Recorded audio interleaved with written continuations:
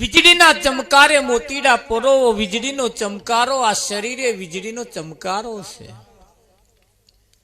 ક્યારે ઓલાઈ જાય એનું કશું નક્કી નહીં. અહીં બેઠું છે, હમણાં ઘડીક વાર પછી નાય હોય. આ વીજળી આ શરીરે વીજળીનો ચમકારો છે. અત્યારે જોવો છો, થોડી વાર પછી ના પણ હોય. શું કેવું તમારું? એક દીકરાએ એના પિતાને કહ્યું, પિતાજી હેડો કે છે આપણે સફર કરવા જઈએ. સફર કરવા એના પિતાજી લઈ ગયા. એટલે એના દીકરાએ 300 થી 350 કિલોમીટરની ઝડપે ટ્રેન દોડતી હતી, એની મય બેહાડ્યા. વિઠ્ઠલ એના પિતાજી બારીએ બેઠા હતા, જોડે એનો છોકરો બેઠો હતો. જેમ જેમ ટ્રેન જતી હતી એમ એનો દીકરો એના પિતાજીને કહેતો હતો, પિતાજી જોયું અત્યારે ટ્રેન કેટલી ઝડપ વાળી ન્યા કરી છે. કેટલી ટ્રેન ઝડપ વાળી નેકરી, જતા વાર ના લાગે. એના પિતાએ કહ્યું, બેટા આ બધું જે કંઈક આવે છે તો મને દેખાતું નથી. શું આવ્યું એ ખબર પડતી નથી. શું આવ્યું એ મને ખબર પડતી નથી. કયું ઝાડ આવ્યું, કયું ગામ આવ્યું, કયું શહેર આવ્યું, વચ્ચે શું આવ્યું એની ખબર પડતી નથી. કે પિતાજી આ ઝડપ વાળી ટ્રેન આવી ગઈ એટલે વચ્ચેનું કશું ના દેખાય. આવું કશું દેખાય.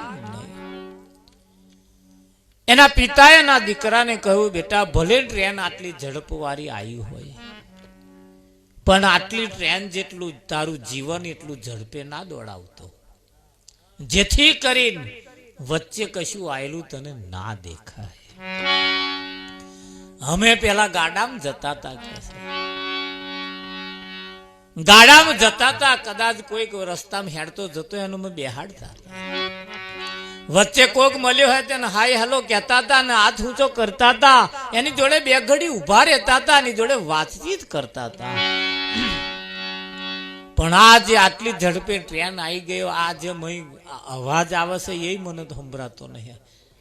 નરે અવાજ ની અંદર મને શું આવે છે કશું દેખાતું જ નથી. નરો અવાજ એટલો બધો થાય છે. આપણા જીવનમાં નરો અવાજ થાય છે. બહુ ઝડપે જો આ જીવન જતું હશે ને તો વચ્ચે આપણો કોઈક હગો આવ્યો ને એ આપણને નહીં દેખાય. આપણા હગાનું ગોમ આવશે એ આપણને નહીં દેખાય. લગભગ અત્યારે 80% લોકોની ગાડીઓ માર ફાસ હેડે છે કે નહીં હેડતી? તમે જુઓ કેટલી બધી ફાસ હેડે છે. આ દરેક નો જીવન ફાસ હેડતો થઈ ગયો. હવે પાડોશમાં કોણ રહે એની ખબર નહીં. એક પિતાએ એના દીકરાનો જન્મ થયો. છોકરો 5 વર્ષનો થયો, પણ એ દીકરાનું મોઢું એનો બાપ જોવે, પણ એ દીકરા એના બાપનું મોઢું નહીં જોયેલું.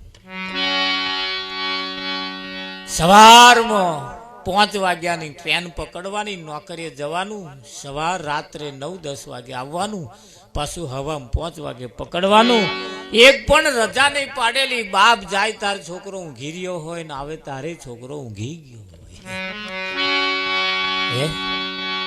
એ શું જોવે?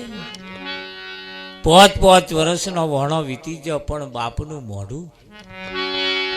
દીકરાને હજુ તો ખબર નહીં કે મારો બાપ કોણ છે. કેમ કે આ વૈત્રો કરવામાં હેડ્યું કે ના હેડ્યું. એવો ઝડપી જમાનો આવ્યો છે. ભલે ઝડપી જમાનાની અંદર રહેજો ના રહેવું એવું કશું નહીં. કેમ કે આપણે આપણી પરિસ્થિતિ જમાનામાં આવવું પડશે.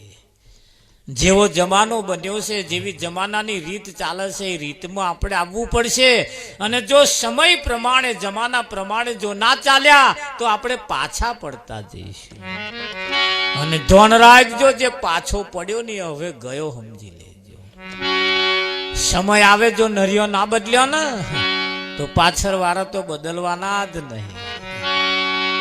કેમ કે એમની પાસે બદલવાના સમય નહીં હોય. સમય બદલવાના તો બદલવાના, જીવવા જેટલું જ હવે તો રહ્યું.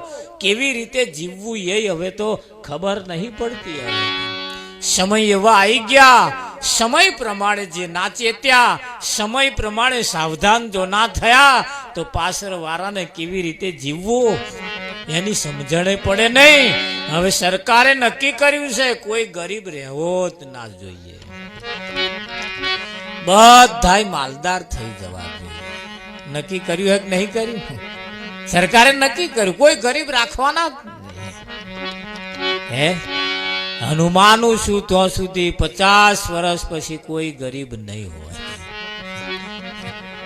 હે આ બધો આંકડો કેવો પડશે, ખબર તો પડી જ જવાની છે 10 વર્ષમાં. પણ 50 વર્ષનો સરવાળો મારે ને આપણે તો લગીન કોઈ ગરીબ રહેવાનું નહીં. અને જો કોક રહ્યો ને તો ગયા સમજી લેજો. એટલે સમય પ્રમાણે આવી જજો. ખાતા પીતા ઉઠતો બેસતો જીવન જો કદાચ કંઈક બદલવા જેવું લાગે બદલી નાખજો, નહીતર ગયા સમજી લેજો. આધુનિક જમાનાની અંદર આવી ગયો છે, આખો જમાનો આધુનિક થઈ ગયો છે. થઈ ગયો કે નહીં થઈ ગયો? માણસ ખાતા ખાતા પણ આધુનિક બેઠો બેઠો જોતો જાય અને ખાતો જાય. એ ખાતો નહીં, પેલો આધુનિક જોવે છે.